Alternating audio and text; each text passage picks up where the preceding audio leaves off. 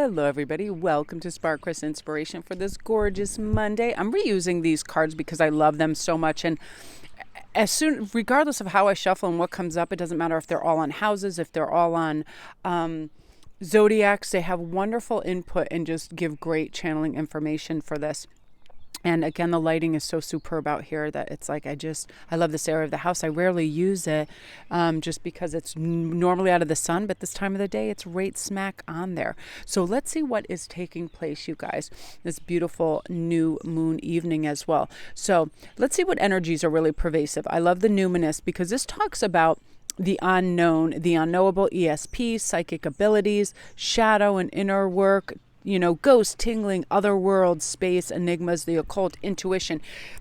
I can't tell you how intense and immense a switch is and upgrades are taking place right now. It's really spectacular. The aligning of how things are astrologically, the way that this 2020 portal has been for November and how things are arranged are really spectacular for us to get in touch with our intuition and really follow that higher guidance. It simplifies things. It takes away complications.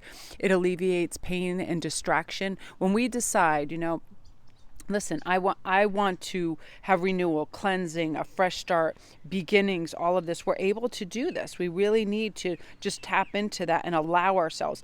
It's a time of truth and expansion, and we're going to set new rules that help us and govern us. And, we're not afraid of the unknown. And I've been talking to people about this, and they really do become fearful because they've set patterns, okay? And these patterns may not be super healthy. They may not be industrious. They may not be helpful really in any regard. Yet because it is a comfort zone and it's the known, people prefer to stay in there and really go nowhere than to step outside that into this beautiful expansion and create their dream life. So that's what we have to recognize. Am I doing the same things every day because I feel like it's safe and I know it's not harmful, and I haven't talked to this person I really like because I don't want to be rejected? But here, really, we don't advance in life if we don't go out and question and experience people, relationships, new sights, sounds, and all of that. And this is saying, do it. Go out and figure out some mysteries because you are going to be curious and you are going to want that expansive new territory to operate in. And you're going to do it. You're going to be brave and you're going to step out into this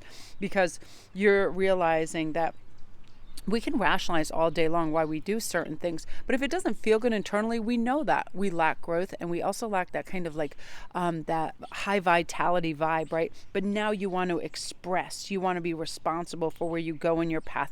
Use your imagination to have best case scenarios, so you feel safe in that new environment. Dr. Joe Dispenza constantly talks about this, about already envisioning yourself in that space, asking for that raise, asking that person out, doing whatever it is, and being successful in that arena. So you already feel like now it's not an unknown. It's a known place. You have been there. You've operated through envisionment processes and you came through unscathed. And I always ask, what is the worst that can happen? Somebody can say no. That's it. Nobody's going to attack you with a bat or go totally mental or lock you up because you ask them out.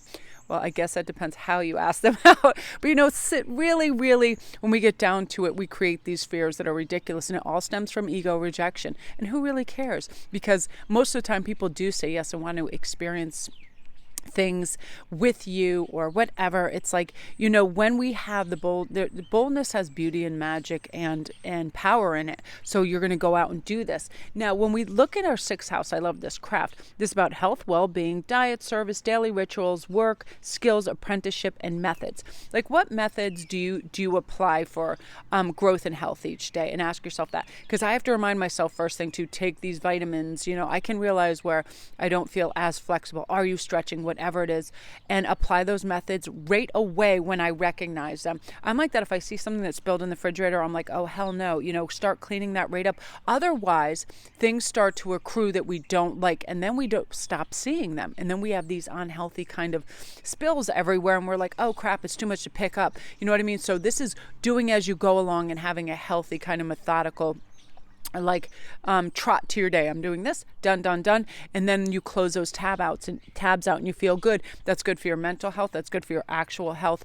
Okay, again, let's say something like as simple as shopping. You should be over where things grow from the ground and come off of trees, not those highly packaged center aisles where unfortunately we're usually drawn towards. It's ready to eat food, it's snacks, whatever. But once we start a habit, it really only takes about 30 days to get solid in that, and then want to reach for those things that are healthy. And things that are nourishing really do taste better when you think about it. Nuts and berries and apples and things, whatever that is, and start crafting the life, the work life, the home life, the health life, the sense of well-being, and you'll start to just automatically reach for that. And I feel, that's definitely coming, and people are showing up. That's one of the things about the pandemic, is people starting to really look out for things, being aware of germs, being aware of bad habits, bad hygiene, whatever that is, and be like, it's not that difficult to wash your hands and, be hygienic and all of that for your sense of well-being, and, eat well and put good produce, nourishing food in your body as well, right? Now, the 11th house is the edge. This is about friendships, groups, creativity, community. You're really augmenting your schedule so you can have more fresh input and friendships. It doesn't matter if it's just on Skype, if it's on Facebook, whatever it is, you want to join and be part of a community that uplifts and kind of shares your values, your sense of humor, all of that. And you're going to be doing that, and things are going to be coming in today. People are going to make you laugh, chuckle. I love Instagram for that. Like, people have the funniest memes, and it makes my day. I usually start with that. I answer questions and go over there and see this. It makes my days, and you're going to be tapped into that fun-loving activity with others and feel part of the community and feel invested and feel accepted. And that's important, because when we feel like we're not alone and we're not operating, in some kind of like little myopic world that only we care about, we realize we share values and ideas and all of that, and that will help your growth process and your stamina to work towards what's going to be helpful for you as well. So I'm loving that for you. Yeah. It's all about you having a strong emotional, nurturing place to go as well. So that is you guys, and that is your read for today. Thanks so much for tuning in. Don't forget to press like and subscribe, and all my links are down below if you need a private read or anything else. So happy new moon energy, and don't forget to release all those things that just you don't need anymore, and initiate things for you that are helpful and healthful as well. So love and light to you.